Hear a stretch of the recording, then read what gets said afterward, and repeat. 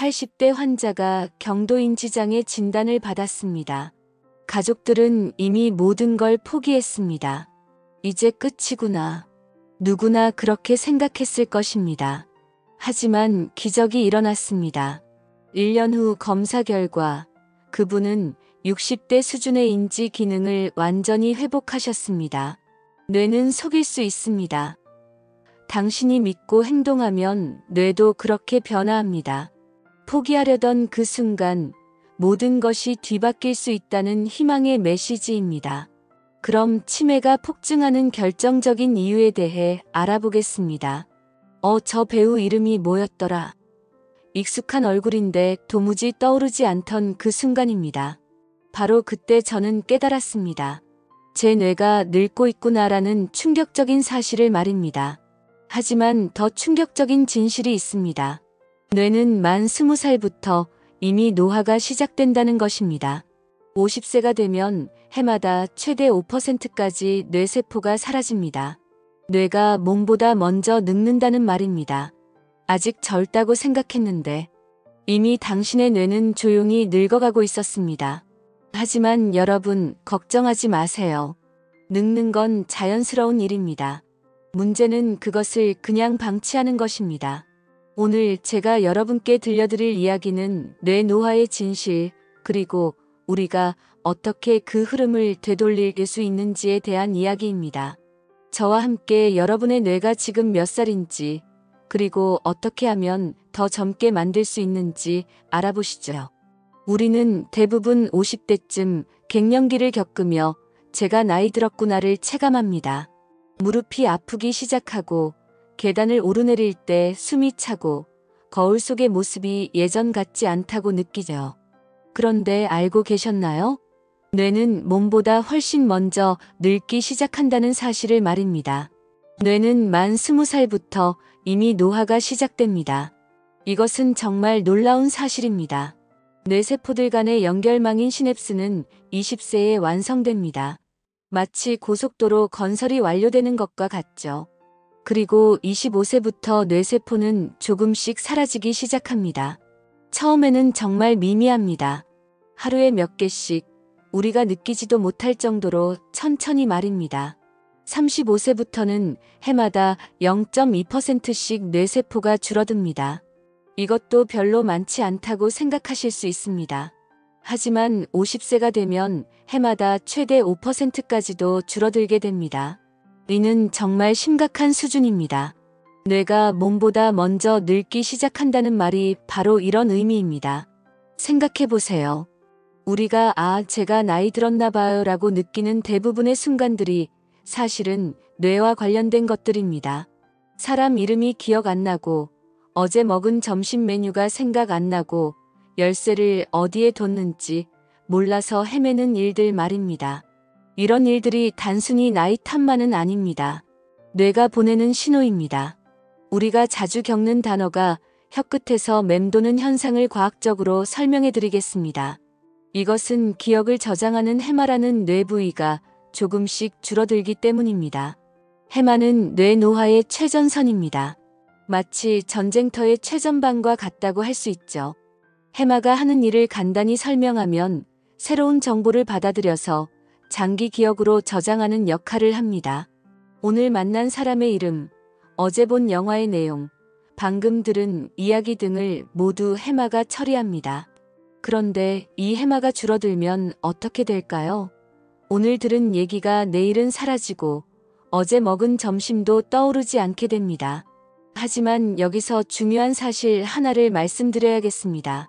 이런 변화들이 치매는 아니라는 것입니다. 이것은 단지 예고일 뿐입니다. 마치 감기 기운이 올 때 목이 아픈 것처럼 뇌가 우리에게 조심하세요. 관리가 필요해요라고 신호를 보내는 것입니다. 사람들이 나이 들면 고집 세진다고들 말합니다. 이것도 사실입니다. 그런데 이것이 단순히 성격 탓만은 아닙니다. 뇌과학적으로 명확한 이유가 있습니다. 바로 전두엽이 약해지기 때문입니다. 전두엽은 정말 중요한 뇌 부위입니다. 배려, 공감, 자기 조절을 담당하는 뇌의 마지막 성숙 부위입니다. 어린아이들이 왜 자기중심적이고 충동적인지 아시죠? 전두엽이 아직 덜 발달했기 때문입니다. 전두엽은 25세쯤 되어야 완전히 성숙합니다. 그런데 이 전두엽이 줄어들기 시작하는 시점이 바로 50세 전후입니다. 전두엽이 약해지면 어떻게 될까요? 다른 사람의 입장을 이해하기 어려워집니다. 자기 의견을 고집하게 됩니다. 감정 조절이 어려워집니다. 그래서 농담처럼 말하지만 꼰대는 과학이다는 말이 실은 굉장히 정확한 뇌과학적 표현입니다. 하지만 여기서 포기하시면 안 됩니다. 정말 놀라운 사실 하나를 말씀드리겠습니다. 뇌는 속일 수 있습니다. 무슨 말이냐 하면 저는 아직 젊습니다 라는 신호를 뇌에게 보내주면 뇌는 그렇게 믿고 행동하기 시작한다는 것입니다. 이것을 신경가소성이라고 합니다. 뇌는 죽을 때까지 변할 수 있는 능력을 가지고 있습니다. 새로운 연결을 만들어내고 손상된 부분을 다른 부분이 대신하기도 하고 심지어 새로운 뇌세포를 만들어내기도 합니다. 단 조건이 있습니다. 바로 적절한 자극을 주어야 한다는 것입니다. 어떤 자극이 필요할까요? 걷기, 수다 떨기, 책 읽기, 근육 운동. 이런 일상적인 활동들이 바로 뇌를 속이는 젊은 자극입니다. 뇌는 이런 활동들을 통해 아직 할 일이 많구나. 아직 젊구나라고 생각합니다. 실제로 제가 경험한 놀라운 사례를 하나 말씀드리겠습니다. 80대 환자분이 계셨는데 경도인지장애 진단을 받으셨습니다. 가족들은 이미 포기하고 계셨죠. 하지만 이분이 집중적으로 뇌 건강 관리를 시작하셨습니다. 매일 걷기, 규칙적인 식사, 독서, 사람들과의 대화 등을 꾸준히 하셨습니다. 1년 후 검사 결과 60대 수준의 인지 기능을 회복하셨습니다. 뇌는 회복됩니다. 단 여러분이 믿고 행동할 때만입니다. 이것이 핵심입니다. 어차피 나이 들면 다 그런 거야 라고 포기하는 순간 뇌도 포기합니다. 하지만 저는 아직 할 수 있어요 라고 믿고 행동하면 뇌는 그에 맞춰 변화합니다. 그렇다면 우리는 무엇을 피해야 할까요? 우리는 흔히 치매나 뇌 노화를 운명이라고 여깁니다. 유전자 탓이라고 생각하죠. 하지만 연구 결과에 따르면 치매의 70% 이상이 생활 습관과 관련이 있습니다. 운명이 아니라 습관이라는 것입니다. 실제로 뇌 노화를 가속화시키는 주요 원인은 4가지입니다. 첫 번째는 중년기 복부 비만입니다. 팔다리는 가늘고 배만 나온 거미형 인간을 본 적 있으시죠? 특히 45세에서 60세 사이의 복부 비만은 치매 발병과 직접적인 연관이 있습니다. 왜 복부 비만이 문제일까요? 뱃살은 단순한 지방 덩어리가 아닙니다. 염증 물질을 만들어내는 공장입니다. 이 염증 물질들이 혈관을 타고 뇌로 올라가서 뇌세포를 공격합니다. 특히 기억을 담당하는 해마를 집중 공격합니다. 그래서 뱃살이 많은 사람일수록 기억력이 떨어지는 것입니다. 두 번째는 흡연입니다. 니코틴은 도파민을 쏟아내서 뇌를 일시적으로 흥분시킵니다. 기분이 좋아지고 집중력이 높아지는 것 같죠. 하지만 결국 뇌세포를 태워버립니다. 문자 그대로 태워버린다는 표현이 과장이 아닙니다. 담배를 피우면 뇌의 산소 공급이 줄어들고 독성 물질들이 뇌혈관을 막습니다. 파킨슨병, 알츠하이머와 깊은 연관이 있습니다. 세 번째는 나쁜 식습관입니다. 특히 3가지 백색 독이라고 불리는 소금, 설탕, 트랜스 지방이 문제입니다. 이 중에서도 설탕이 가장 무서운 적입니다. 설탕은 당뇨를 부를 뿐만 아니라 뇌세포를 당 코팅해서 알츠하이머를 유발합니다. 그래서 알츠하이머를 사명당뇨병이라고 부르기도 합니다. 네 번째는 움직이지 않는 생활입니다. 앉아있는 시간이 곧 뇌세포 사망 시간입니다. 이것은 과장이 아닙니다. 팔다리를 안 쓰면 뇌는 그 부위를 쓸모없다고 인식하고 연결을 끊어버립니다. 뇌는 정말 효율적인 기관이라서 안 쓰는 부분은 과감하게 포기합니다. 하루 종일 책상에 앉아서 컴퓨터만 하는 분들이 계시죠? 몸을 움직이지 않으면 뇌도 움직이지 않습니다. 운동이 뇌에 좋다는 것은 단순히 혈액순환 때문만이 아닙니다. 운동을 하면 BDNF라는 물질이 나옵니다. 이것은 뇌의 비료라고 불립니다. 새로운 뇌세포를 만들어내고 기존 뇌세포들 간의 연결을 강화시킵니다. 그렇다면 우리는 어떻게 뇌를 되살릴 수 있을까요? 복잡한 방법이 아닙니다. 일상에서 실천할 수 있는 간단한 것들입니다. 첫 번째는 매일 걷기입니다. 하루 30분 빠른 걸음으로 걷는 것만으로도 뇌는 완전히 달라집니다. 걸으면서 생각하고, 걸으면서 계획하고, 걸으면서 문제를 해결하세요. 두 번째는 적절한 단백질과 좋은 지방 섭취입니다. 뇌는 지방 덩어리입니다. 뇌의 60%가 지방으로 이루어져 있습니다. 그런데 어떤 지방을 먹느냐에 따라 뇌의 성능이 완전히 달라집니다. 오메가3 지방산이 풍부한 생선, 견과류, 아보카도 같은 음식들이 좋습니다. 그리고 뇌세포를 만드는 재료인 단백질도 충분히 섭취해야 합니다. 세 번째는 담배를 절대로 피우지 않는 것입니다. 이미 피우고 계신 분들은 지금 당장 끊으세요. 담배를 끊는 순간부터 뇌는 회복되기 시작합니다. 하루하루가 소중합니다. 네 번째는 하루에 한 번 의미 있는 대화를 나누는 것입니다. 사람과의 대화는 뇌에게 최고의 자극입니다. 상대방의 말을 듣고 이해하고 적절한 대답을 생각해내는 과정에서 뇌의 거의 모든 부위가 활성화됩니다. 특히 전두엽이 활발하게 작동합니다. 다섯 번째는 너무 많이 앉아있지 않는 것입니다. 일시간에 한 번씩은 일어나서 몸을 움직이세요. 스트레칭을 하거나 몇 걸음 걸어보거나 간단한 체조를 하는 것만으로도 충분합니다. 여섯 번째는 배보다 팔, 다리 근육을 유지하는 것입니다. 근육은 단순히 힘을 내는 기관이 아닙니다. 뇌와 직접 연결되어 있는 소통기관입니다. 근육을 쓸 때마다 뇌에 신호가 갑니다. 저는 아직 활동적입니다. 아직 젊습니다. 라는 신호 말입니다. 이 모든 것들 중에서 가장 중요한 것은 무엇일까요? 바로 자신을 믿는 마음과 꾸준한 습관입니다. 지금 당장은 효과가 느껴지지 않을 수도 있습니다. 한 달, 두 달 해봐도 별 차이를 못 느낄 수도 있습니다. 하지만 포기하지 마세요. 뇌의 변화는 천천히 일어납니다. 하지만 분명히 일어납니다. 10년 후 여러분은 분명히 느낄 것입니다. 아, 그때 시작하길 정말 잘했구나 라고 말입니다. 반대로 지금 아무것도 하지 않으면 10년 후에는 아, 그때 시작했으면 좋았을 텐데 라고 후회하게 될 것입니다. 뇌 건강을 위한 또 다른 중요한 요소는 수면입니다. 잠을 자는 동안 뇌는 하루 종일 쌓인 노폐물을 청소합니다. 특히 알츠하이머의 원인이 되는 아밀로이드 베타라는 독성 단백질을 제거합니다.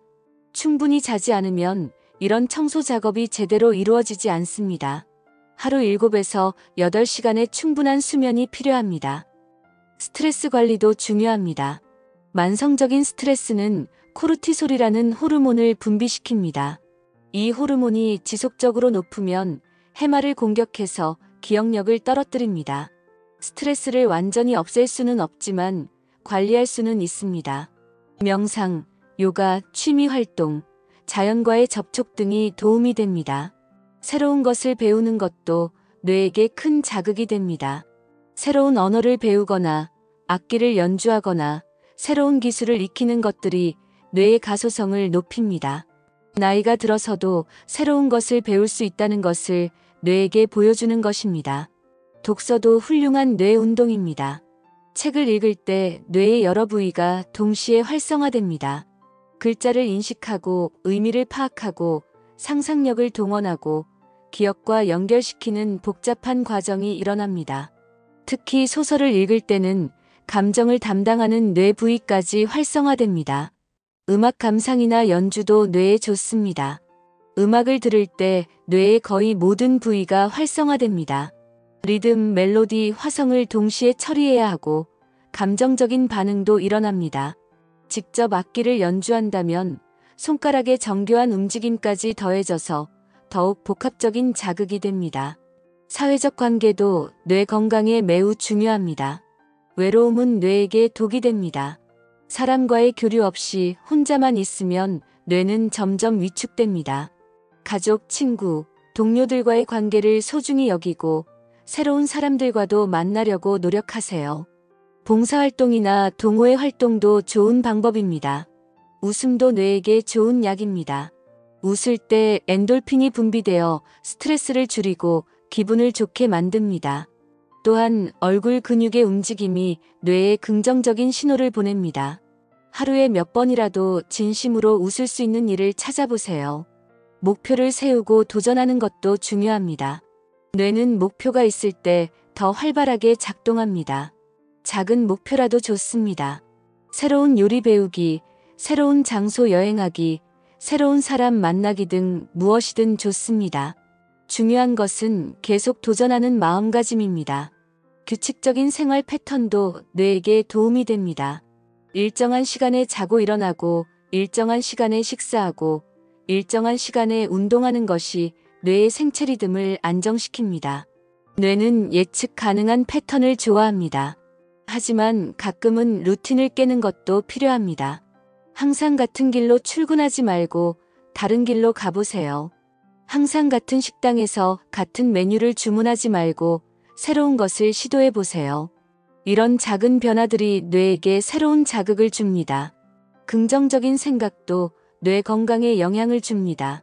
저는 나이가 들어서 기억력이 나빠져요라고 계속 생각하면 뇌도 그렇게 믿고 행동합니다. 대신 저는 여전히 배울 수 있고 기억할 수 있어요라고 생각하세요. 플라시보 효과라고 생각하실 수도 있지만 실제로 긍정적인 믿음이 뇌의 성능을 향상시킨다는 연구 결과들이 많이 있습니다.